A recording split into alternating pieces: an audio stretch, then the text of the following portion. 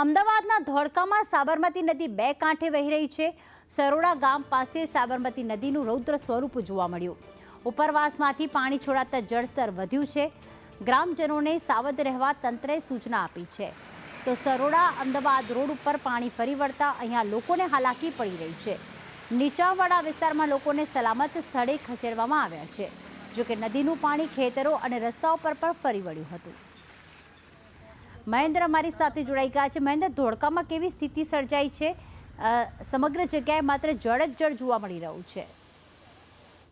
જી ચોક્કસ જણાવી દઉં કે ઉપરવાસમાં થયેલા ભારે વરસાદને કારણે નદીમાં પાણીનું સ્તર ભયજનક રીતે વધી રહ્યું છે।